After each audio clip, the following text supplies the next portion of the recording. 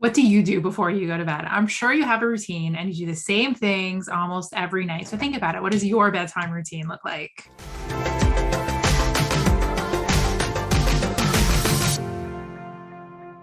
Hi, I'm Shira, And I'm Shayna.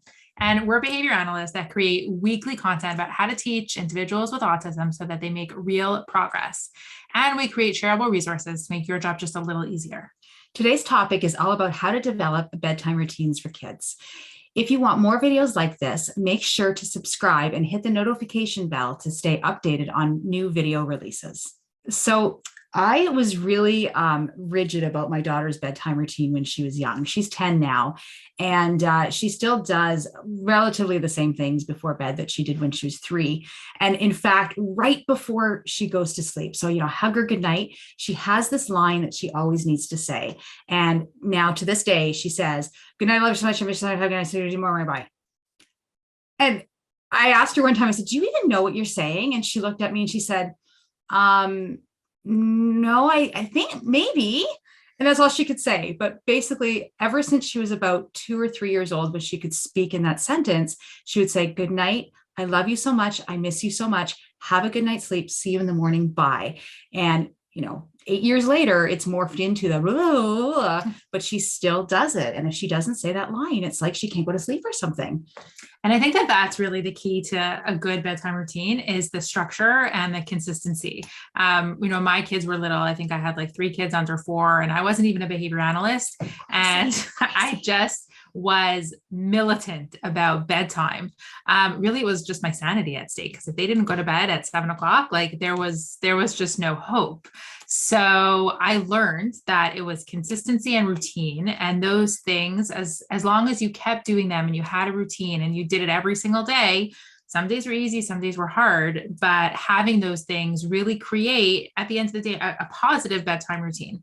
And those bedtime routines can be anything, right? I mean, it could be like a rough and tumble play tickle period when, they're 3, not when they're 16, but when they're 3, doing something like that to, reading a book and then, maybe doing some deep breathing or just some cuddles. It could be a whole bunch of different things, but looking at probably breaking down the steps. So just saying, well, what's doable for me in a bedtime routine? How long do I have to put my kid to bed? Because I have one and it's pretty easy to put one child to bed versus having 3 and having to put 3 kids under the age of 4 down relatively at the same time. I mean, at that point in time, you're outnumbered.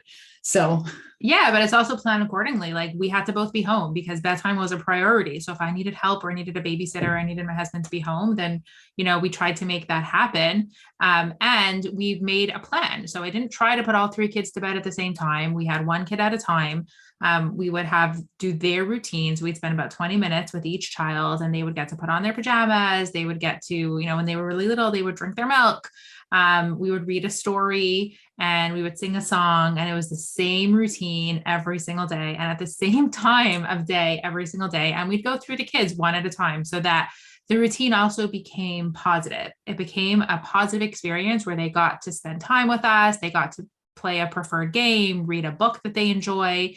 And I think it became enjoyable. And I hear so many stories from parents who talk about bedtime as being this like nightmare of an experience. And you know what? I'm sure it's a nightmare for the kid too.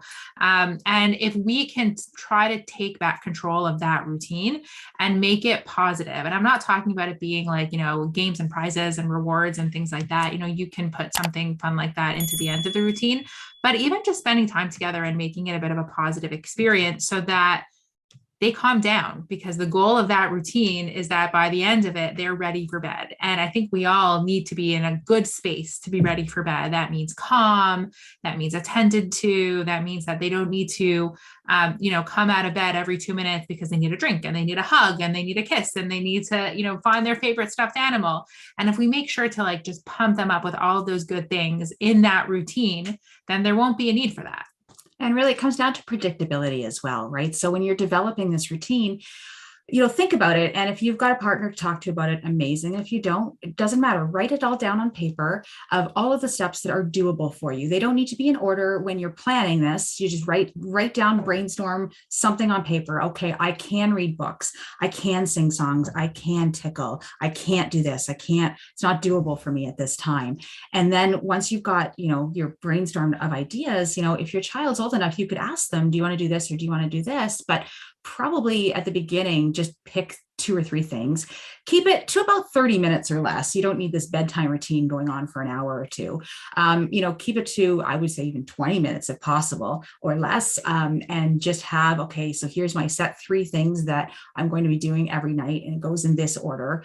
Typically, the activities go from, more exciting activities to calming activities. Like Shira said, your whole goal with this is to be calm and ready for sleep by the end of this. So, if you're having a rough and tumble or some type of, hey, let's get your energy out at the end of the day, you don't want to put that immediately before bed. You probably want to have that 3 steps before bed. So we do the rough and tumble and everything else. And then you come cuddle and we sit on my lap and read a book. And then you can go brush your teeth and put your PJs on, etc. And if you think about what you do before bed, you would probably find that you have a similar routine. We don't just fall into bed at the end of the day and fall asleep.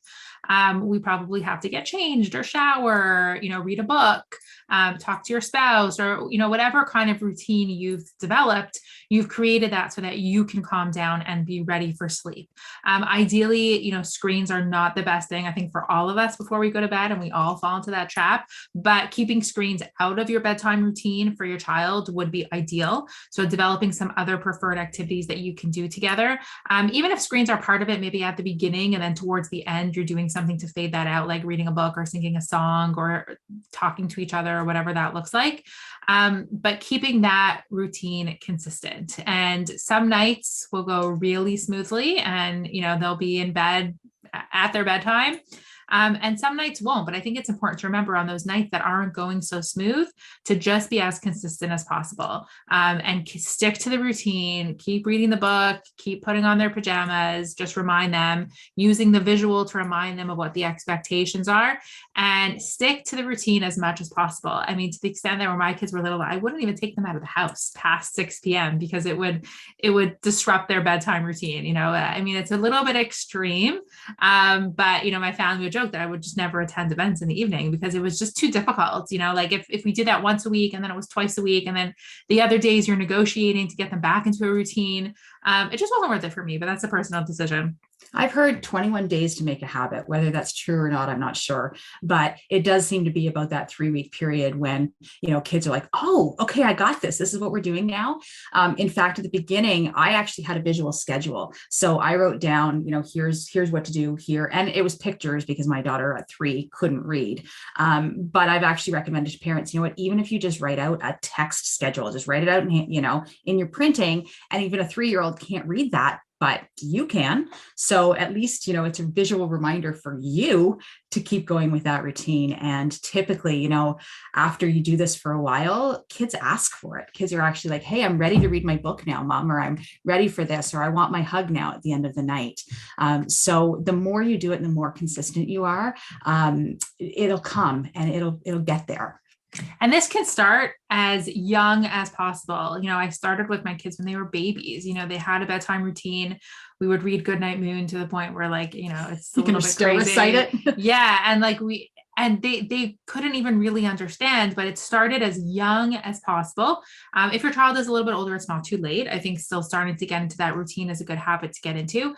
There's lots of other troubleshooting solutions that will come up, that it's easier said than done to put this routine in place, but there are solutions, and hopefully we can tackle those on another topic. So in summary, we talked about just creating a bedtime routine and making it as consistent as possible. If you can't stick to it every night, tomorrow's another day. Do your best to be as consistent as you possibly can. Keep the routine to, under 30 minutes, and make sure that you put, the more relaxing activities towards the end of the schedule, because your end goal is being ready for sleep. So click the link in or around this video to get your free sleep data sheet. And for more information on sleep and bedtime routines, visit howtoaba.com to claim your free download on the sleep. We also encourage you to subscribe to the channel so you don't miss any future videos, and leave a like and comment below if you have any further questions.